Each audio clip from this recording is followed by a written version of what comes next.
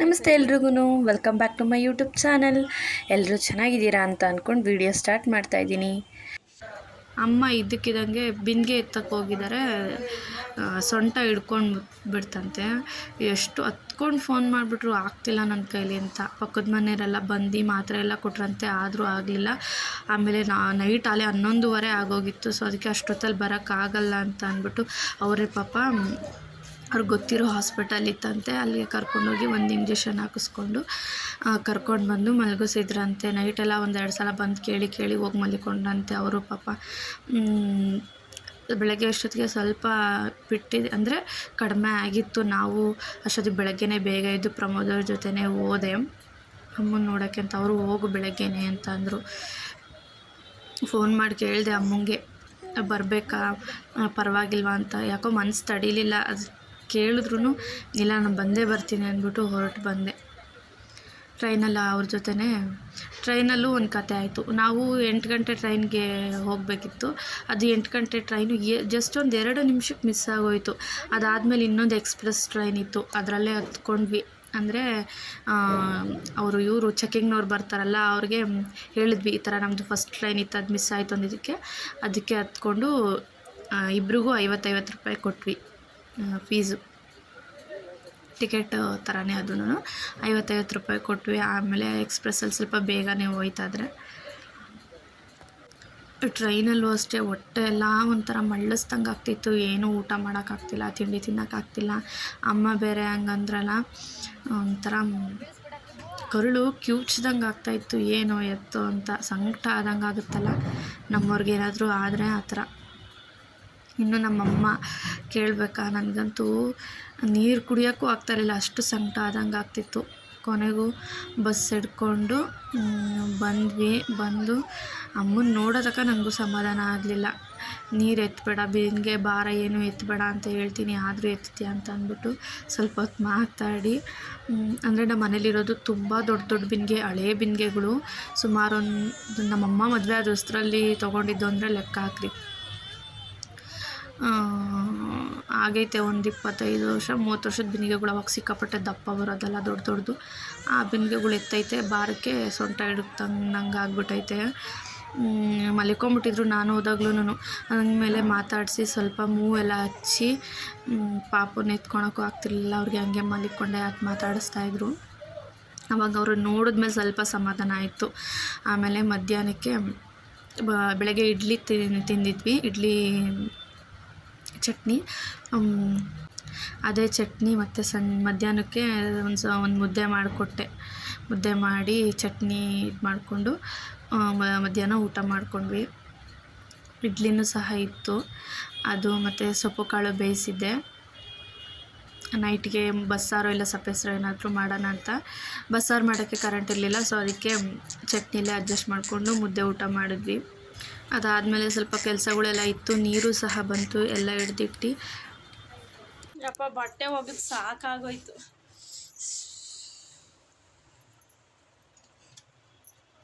ಬೊಬ್ಬು ಏನು ಮಾಡ್ತಿದ್ಯಮ್ಮ? ಬಟ್ಟೆ ಒಗ್ದಾಕಿದ್ದು ನಾನು ಸಾಲ್ದ, ನೀನು ಒಗ್ದಾಕ್ತೀಯಾ? ಮಾರನೇ ದಿನ ಒಂದು ಸ್ವಲ್ಪ ಓಡಾಡ್ತಾಯಿದ್ರು. ಬೆಳಗ್ಗೆನೇ ಎದ್ದು ರೊಟ್ಟಿ ಹಾಕಿ ಕುಂಬಳಕಾಯಿ ತೊಗೊಂಡೋಗಿದ್ದೆ ಊರಿಂದನೇ. ಅದ್ರ ಪಲ್ಯ ಮಾಡಿ ತಿಂಡಿಗೆ ಅದನ್ನೇ ಸರಿ ಮಾಡ್ಕೊಂಡ್ವಿ. ಪಾಪಂಗೂ ರೊಟ್ಟಿನೇ ತಿನ್ನಿಸ್ದೆ, ತಿಂತಾನೆ ಅವನು ಸ್ವಲ್ಪ ಮೆತ್ತಗಿದ್ರೆ. ಆಮೇಲೆ ನನ್ನ ಕಣ್ಣು ಒಂದು ಸ್ವಲ್ಪ ರೆಡ್ಡಾಗಿತ್ತು, ಅದಕ್ಕೆ ಯಾಕೋ ಭಯ ಆಯಿತು. ಹೋಗಿ ತೋರ್ಸೋಣ ಅಂತ ಅಂದ್ಬಿಟ್ಟು ಅಂಬೇಡ್ಕರ್ ಹಾಸ್ಪಿಟಲ್ಗೆ ಹೋಗಿ, ಅಲ್ಲೇ ಹತ್ರ ಒಂದು ಆಟೋದಲ್ಲಿ ಹೋದರೆ ಒಂದು 40 ರೂಪಾಯಿ ತೊಗೊತಾರೆ ಅಷ್ಟೇ. ಹೋಗಿ ಅಲ್ಲಂಗೆ ತೋರಿಸ್ಕೊಂಡೆ, ಏನಿಲ್ಲ ಅಲರ್ಜಿಗೆ ಆ ಥರ ಆಗಿದೆ ಅಷ್ಟೇ ಅಂತ ಅಂದರು. ಫಸ್ಟು ಒಂದು ಕಣ್ಣಾಗಿತ್ತು, ಆಮೇಲೆ 2 ಕಣ್ಣಾಯ್ತಲ್ಲ, ಸೊ ಅದಕ್ಕೆ ಸ್ವಲ್ಪ ಭಯ ಆಯಿತು. ಕರ್ಕೊಂಡೋಗಿದ್ದೆ. ಇಲ್ಲಾಂದರೆ ಅಲ್ಲೇ ತುಮಕೂರ್ಗೆ ಹೋದ್ಮೇಲೆ ತೋರ್ಸೋಣ ಅಂದ್ಕೊಂಡು ಸುಮ್ಮನಾಗಿದೆ. ಜಾಸ್ತಿ ಆಗಿಬಿಟ್ರೆ ಮಕ್ಕಳಿಗೆ ಭಯ ಆಗೋಗುತ್ತೆ. ಸ್ವಲ್ಪ ಬಿಸಿಲು ಸಿಕ್ಕಾಬಟ್ಟೆ ಅಂತ ಅಂದ್ಬಿಟ್ಟು ಅಲ್ಲಿ ಇಂದಿರಾ ಕ್ಯಾಂಟೀನ್ ಇತ್ತು, ಅಲ್ಲೇ ಒಂದು ನಿಮಿಷ ಕುತ್ಕೊಳ್ಳೋಣ ಅಂತ ಹೋಗಿದ್ದು. ಅಲ್ಲಿ ಒಬ್ಬರು ಆರ್ಮಿ ಆಫೀಸರ್ ಸಿಕ್ಕಿದ್ರು, ಎಷ್ಟು ಚೆನ್ನಾಗಿ ಮಾತಾಡ್ಸಿದ್ರು. ಬಟ್ ಅವ್ರು ತಮಿಳವರು, ಆದರೂ ಕನ್ನಡದಲ್ಲಿ ಎಷ್ಟು ಚೆನ್ನಾಗಿ ಮಾತಾಡ್ಸಿದ್ರು. ರಿಟೈರ್ಡ್ ಆಗಿ ಈಗ ಇಂದಿರಾ ಕ್ಯಾಂಟೀನ್ ಹತ್ರ ಸೆಕ್ಯೂರಿಟಿ ಥರ ಡ್ಯೂಟಿ ಮಾಡ್ತಾಯಿದ್ದಾರೆ. 30 ವರ್ಷ ವರ್ಕ್ ಮಾಡಿದಾರಂತೆ ಆರ್ಮಿನಲ್ಲಿ. ಪಾಕಿಸ್ತಾನ, ಚೈನಾ ಆ ಕಡೆ ಎಲ್ಲ ಓಡಾಡಿದಾರಂತೆ. ಅವ್ರನ್ನ ಮಾತಾಡಿಸಿ ತುಂಬ ಖುಷಿಯಾಯಿತು. ಯಾವತ್ತೂ ಅಷ್ಟು ಹತ್ರದಿಂದ ನೋಡಿಲ್ಲ ಆರ್ಮಿ ಆಫೀಸರ್ನ. ನೋಡಿ ಮಾತಾಡಿಸ್ದು ಇಷ್ಟು ಫ್ರೆಂಡ್ಲಿಯಾಗಿರ್ತಾರ ಅಂತ ಅಂದ್ಕೊಂಡೆ. ಆಮೇಲೆ ಮನೆಗೆ ಬಂದಾದಮೇಲೆ ರೊಟ್ಟಿ ಪಲ್ಯ ಇನ್ನೂ ಹಾಗೆ ಇತ್ತು, ಅದನ್ನು ತಿಂದ್ಕೊಂಡು ಆಮೇಲೆ ಬರಬೇಕಾದ್ರೇ ಗೋಬಿ ತಿನ್ಕೊಂಡು ಬಂದಿದ್ವಿ. ಸಾಕಾದಂಗೆ ಆಗ್ಬಿಟ್ಟಿತ್ತು ಅಲ್ಲೆಲ್ಲ ಓಡಾಡಿ. ಆಮೇಲೆ ಅಮ್ಮಂಗೂ ಸಹ ಕಣ್ಣಿಗೆ ಡ್ರಾಪ್ಸ್ ಕೊಟ್ಟಿದ್ದರು, ಅವ್ರಿಗೆ ಸ್ವಲ್ಪ ಕಣ್ಣು ಮಂಜಾಗುತ್ತೆ ಅಂತ. ನನಗೂ ಕಣ್ಣು ಉರಿದಿತ್ತಲ್ಲ ಅಂದ್ಬಿಟ್ಟು ನಾನು ಒಂದು ಡ್ರಾಪ್ಸ್ ಹಂಗೆ ಹಾಕ್ಕೊಂಡು ಒಂದು ಸ್ವಲ್ಪ ಹೊತ್ತು ಮಲಿಕೊಂಡು, ಆಮೇಲೆ ಎದ್ಮೇಲೆ ಪಕ್ಕದ ಮನೆ ಒಂದು ಆಂಟಿ ಅವರು ಮಲ್ಲಿಗೆ ಹೂವು ತಂದಿದ್ರು. ಅವ್ರಿಗೆ ಕಟ್ಟಕ್ಕೆ ಬರಲ್ಲ, ಸೊ ಅದಕ್ಕೆ ಅಮ್ಮ ಕಟ್ತಾರಲ್ಲ ಅಂತ ಅಂದ್ಬಿಟ್ಟು ಅವ್ರಿಗೆ ತಂದು ಕೊಟ್ಟಿದ್ದರು. ಕಟ್ತಾಯಿದ್ರು. ನನಗೂ ಒಂದು ಸ್ವಲ್ಪ ತೊಗೊಳ್ಳಿ ಅಂತಂದ್ರು. ನಾನು ಪಾಪಂಗೆ ತಲೆಗೆ ಸುತ್ತಿ ಇಟ್ಟು ನೋಡ್ತಾಯಿದ್ರೆ ಅವನ್ನೆಲ್ಲ ಕಿತ್ತು ಎಸಿತಾ ಇದ್ದ. ತಿನ್ನೋಕ್ಕೆ ಬೇರೆ ಹೋಗ್ತಿದ್ದ. ಸೊ ಅದಕ್ಕೆ ಅಮ್ಮ ಇಸ್ಕೊಂಡ್ರು.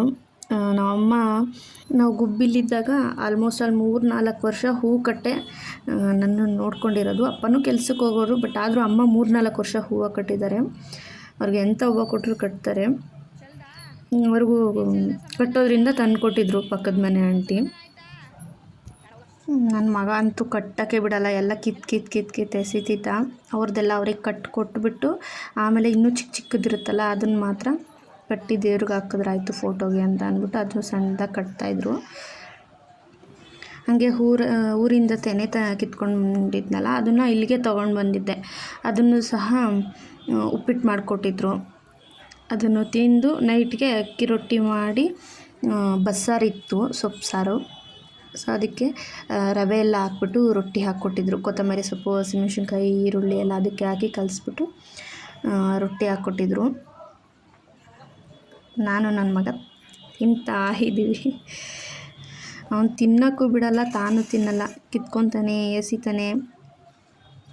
ಮತ್ತು ಪ್ರಮೋದವರು ಸಹ ಫೋನ್ ಮಾಡಿದರು, ಅಮ್ಮ ಆರಾಮಾಗಿದ್ದಾರಾ ಅಂತ, ಕರ್ಕೊಂಡು ಬಾ ಅಂತ ಅಂದರು. ನಾನು ಇಲ್ಲ ಅವ್ರು ಬರಲ್ಲ ಬಿಡು ಅಂತ ಅಂದೆ. ಸೊ ಅದಕ್ಕೆ ಸೋಮವಾರ ಹೊರಟೆ ನಾನು ಹೋಗಬೇಕು. ಇನ್ನೇನು ಹೋಗ್ಬಿಡ್ತೀನಲ್ಲ ಅಮ್ಮ ಅಂತ ಅಂದಿದ್ದಕ್ಕೆ ಅವರೇ ರೊಟ್ಟಿ ಹಾಕ್ಕೊಟ್ಟಿದ್ರು, ಅದಕ್ಕೆ ಊಟ ಮಾಡ್ತಾಯಿದ್ದೆ ಅಷ್ಟೇ.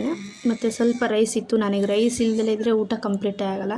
ಅದಕ್ಕೆ ಸಾರು ಹಾಕ್ಕೊಂಡು ಸ್ವಲ್ಪ ಅನ್ನ ಇತ್ತಲ್ಲ ಅದನ್ನು ಊಟ ಮಾಡಿದೆ. ಸೊ ಇವತ್ತಿನ ವ್ಲಾಗ್ ಇಲ್ಲಿಗೆ ಎಂಡ್ ಮಾಡ್ತಾಯಿದ್ದೀನಿ. ಸೊ ಪ್ಲೀಸ್ ವಿಡಿಯೋ ಇಷ್ಟ ಆದರೆ ಸಬ್ಸ್ಕ್ರೈಬ್ ಮಾಡ್ಕೊಂಡು ಸಪೋರ್ಟ್ ಮಾಡಿ. Thank you.